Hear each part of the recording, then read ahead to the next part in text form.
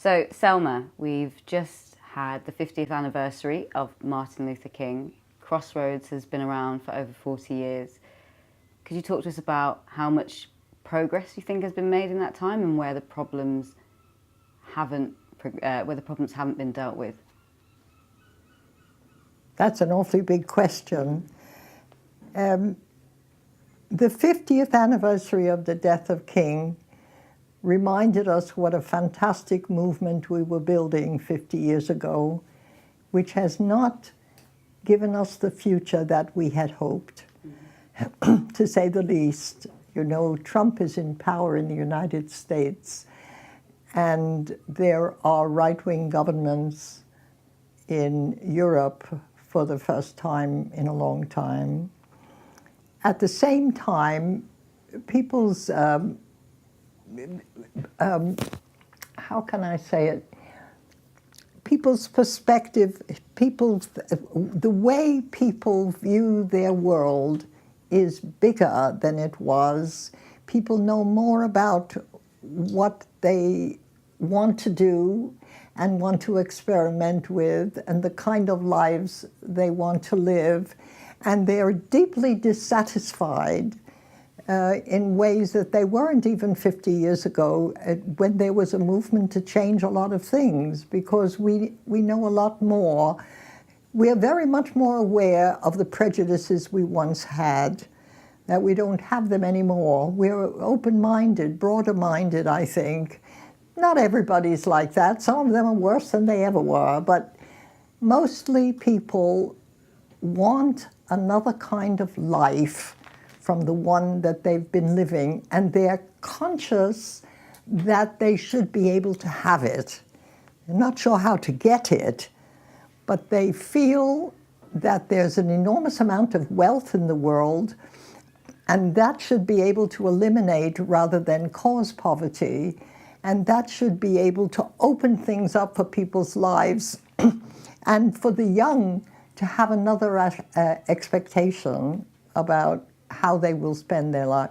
They don't want to be subject to the market anymore. I think people say, well, you know, why should I go to work every day? You know, it's very boring. I don't love my job. And to tell you the truth, I always said I had a good job.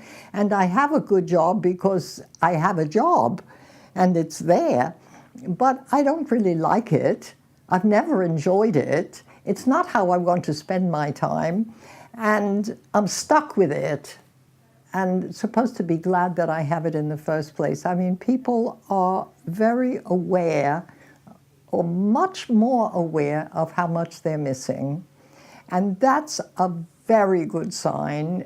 And it opens possibilities, and people are trying to invent new ways of living also, if they possibly can. At the same time, they're struggling to survive. You know, they don't have the houses they need. They don't have the food for their children. You know, more and more children, even in an industrial country like England, there are children who are going to bed hungry, and increasingly. And everything is a disparity. You know, on the one hand, you have a higher expectation. On the other hand, you're glad to survive. That's where we're at. It's a very strange moment, and a moment where big things are bound to happen, but you don't know what they are or how they'll end up. We've been recently talking a bit about the basic income, or some idea of a guaranteed income. You were talking about unpaid labour many years ago. Do you think those conversations are resurfacing? Oh, absolutely. There's an awareness, first of all. Well, what happened in England, in other countries, in Europe, in the United States, is that a lot more women went out to work. They went out to work because they wanted money of their own. They did not want to be dependent. They wanted to find out what they could do, because they were told they couldn't do very much, and all that housework and caring and thing that they did amounted to nothing. They were told, what did you do all day? You know, we can't forget that. And they went out and they had to choose between that job and the caring for their children, for example. And that has been increasingly a problem which is really shattering women internally all the time. And women are increasingly complaining about it and speaking out about it and trying to work out new ways where they can have a life of their own on the one hand, but on the other hand, they can see that the people they care about are taken care of, elderly parents as well as children. And they want that work recognized. And we spoke about that all those years ago, about the recognition of that work, about the counting of that work, and about the valuing of that work in the sense that even the market must acknowledge the debt to women because we make their whole workforce. But that was only part of it. I mean, in fact, we make the whole human race.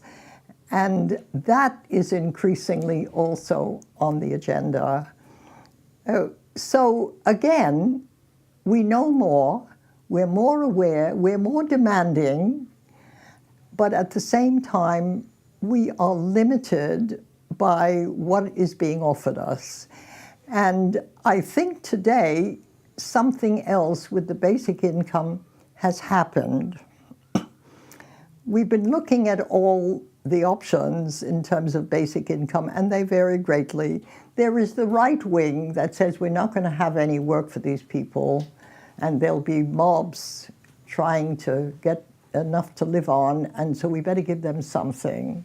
And we have so much trouble giving them even the pittance of welfare and all the rest. We can eliminate that and give everybody, or at least many people, some money regularly and keep them down.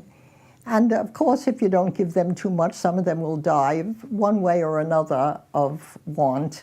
And that'll help also. They have very brutal views.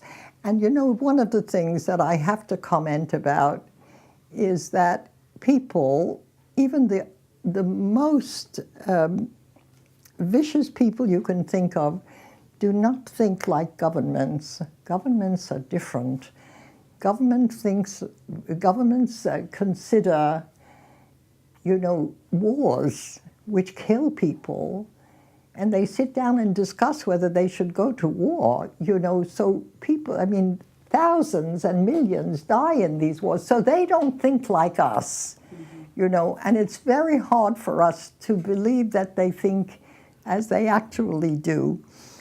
But they are thinking in terms of getting rid of populations. Otherwise, they wouldn't allow it to happen when it's happening all around us. As we know, all kinds of people, they're just shooting dozens of Palestinians, and we can't even find that on the news. So this is not, the Rohingya are getting treated unbearably. I don't want to go into the terrible things that are happening to them, but that's happening all about, and governments are allowing it, enabling it, or even perpetrating it. We're not like that. Even if we're not very nice people, we're not like that. And we would like people to be happy, and many people nowadays are coming to the conclusion, even people with money, that they cannot be happy in a society where everybody else is not. And that's the case of Chris Hughes, this man who was so much part of Facebook and made what he says a third of a billion dollars in 3 years or something like that. And $500 million, that's right, $500 million in 3 years. But he knows that unless we are comfortable and capable of having a relationship with him, which is not subservient, that his world is very much constricted and unhappy. So there are people like that. And then there are people who really have been in the workforce a long time, and they say, I want a shorter work week. That's happening in New Zealand, where they're trying some experiment. But 3.2 million people in Germany went on strike recently. And one of the demands was that they have a 2-year period, which instead of their 35-hour week, which is less than we have here in the UK, they will have a 28-hour week, and they will have some kind of money to top up their wages, and they will be able to care for their children, and they will be able to care for their elderly relatives, and they will be able, and they said this, they will be able to do work that is really worthwhile. Now, that is a major breakthrough.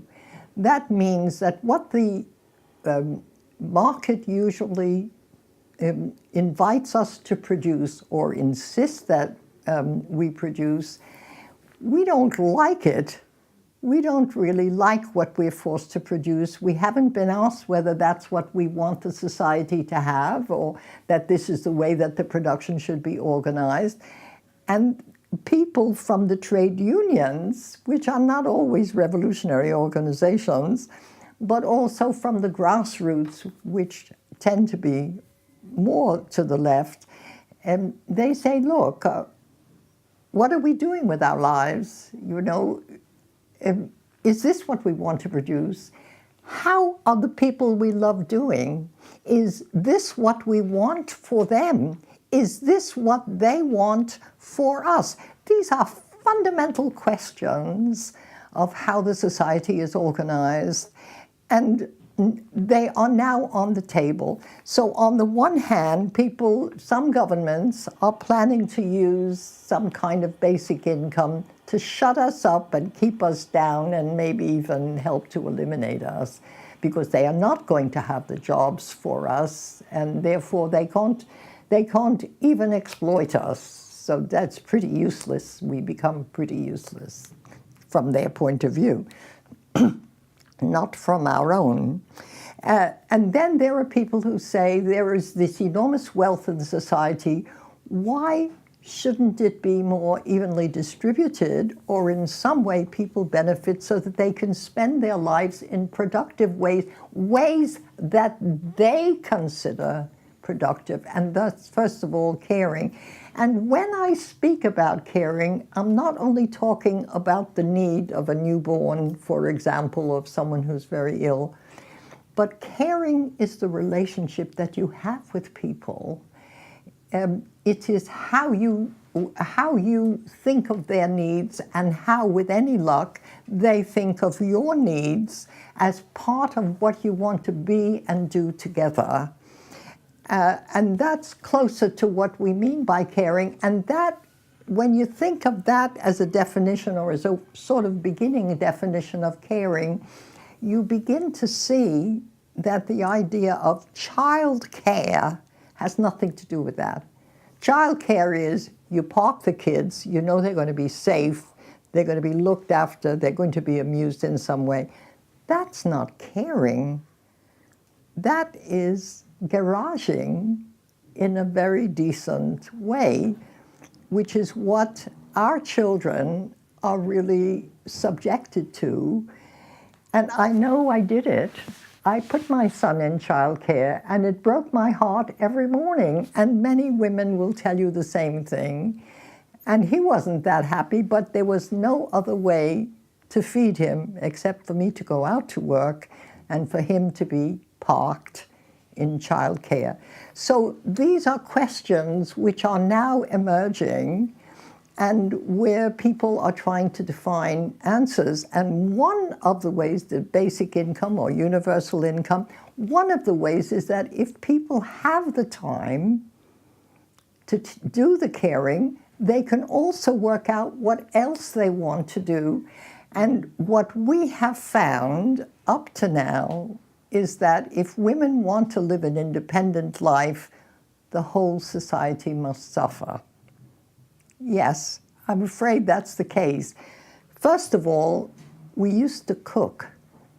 You remember that?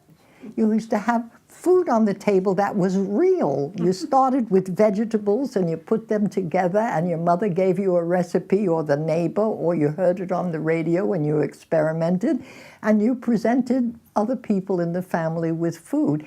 Nowadays, you have a kind of socialized housework with McDonald's or one of the others, or you get these prepared meals because that's sometimes all you can afford. Sometimes it's all you have time for. The result is that the human race is not as healthy as it was. There are other reasons for that as well. The air isn't that good, and the pharmaceuticals are not interested in getting us well, but in keeping us in a state of buying drugs. But there is also the question that we do not feed ourselves as human beings, because women have left that job, have had no time for that job, or have had no money to feed us. I'm speaking about the UK and the US in general. In non-industrial countries, the situation is far worse, as we know. And we cannot, even compare the situation of people who work in sweatshops, for example, in Bangladesh or somewhere like that. Is the reason that we haven't, that you're bringing up the kind of increase in this fast food and ready-made food that we're eating, is the reason that we haven't had a conversation about something that might seem very, very fundamental because we never valued women cooking in the first place? So we never talked about that changeover coming where we've now eat much more food that hasn't been cooked at home. Is it because I haven't seen a conversation about that.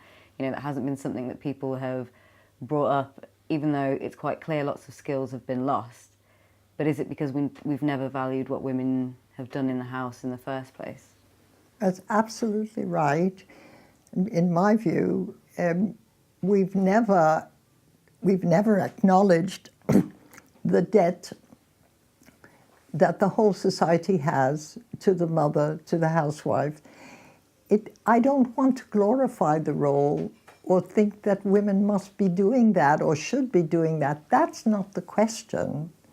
But the question, as you say, is what is the work that was done which saved us from the things that we are not saved from now in terms of eating properly? That's only one of the aspects that we suffer from as a result. We don't know what's happening to children.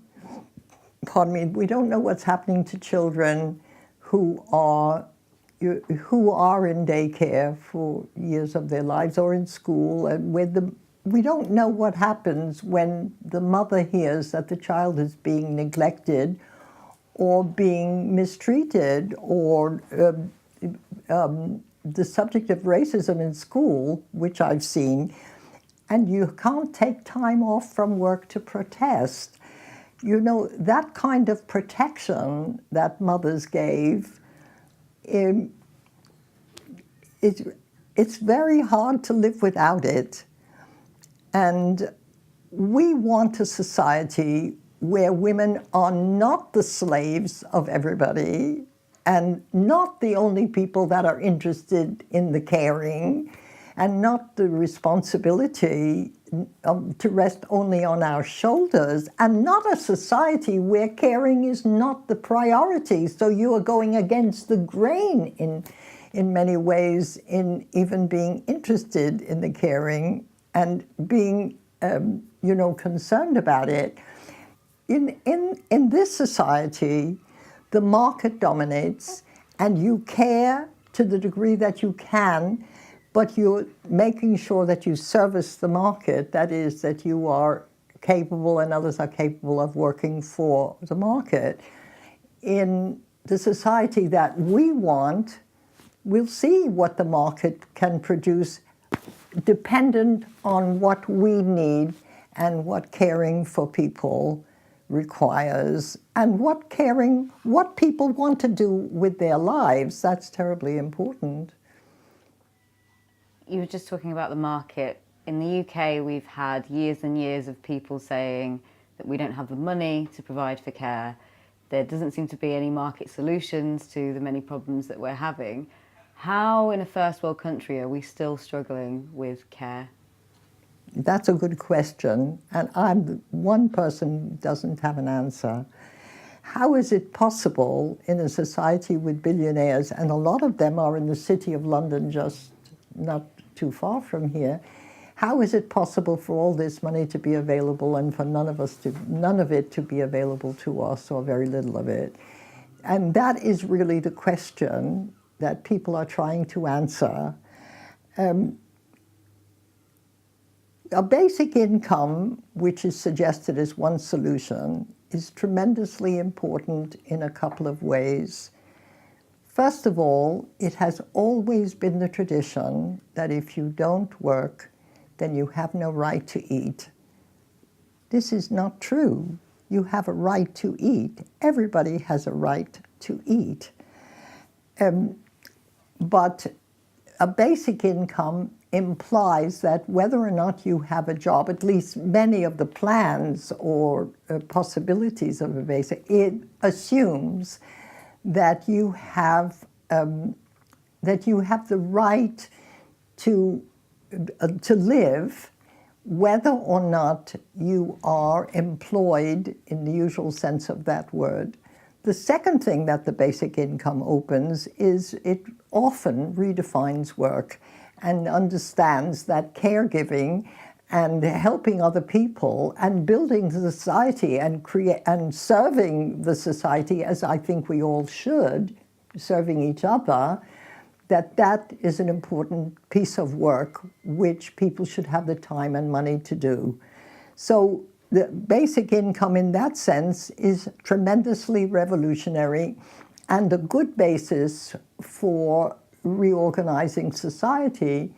What is not clear is, first of all, that many of the plans are, as I say, repressive, and others are unclear about what, if even everybody had a basic income, we want to know that the society acknowledges the caring that we have always done and that we're doing now. I don't want that work to be just nullified by not being even noticed. As you say, it's been terribly important that it has not been, and it is absolutely crucial to the way women are viewed, that the work that we do is not acknowledged. So the basic income must not only be basic, but it must also acknowledge the work that is going on and the work that should be central to the society, the focus of society, rather than just something that happens, but that the real stuff is in the market. To someone new, how would you explain or define what unpaid labour is? Well, unpaid labor is many things. I mean, there was slavery, which was fundamentally unpaid work, and there still is. But we have been talking about the unwaged work, and we use the word unwaged work. That is, we get paid, maybe somebody buys dinner for us, but the power of the wage in a society which is dominated by money, to be deprived of that has been really a grave weakness of women in our relationships with men, but in our relationships with the society generally. So work that we do, which is unacknowledged and unacknowledged financially, is what we call unwaged work, and it is often the basic work of the society of creating and nurturing the whole of the human race, and also of the environment, and also of animals, and, you know, in general, taking care of living, doing that because it needs to be done, or because we are put to doing it in order to survive ourselves, is absolutely central to survival, but has often been entirely unacknowledged and spoken of as, never spoken of, and spoken of in a demeaning way if it is.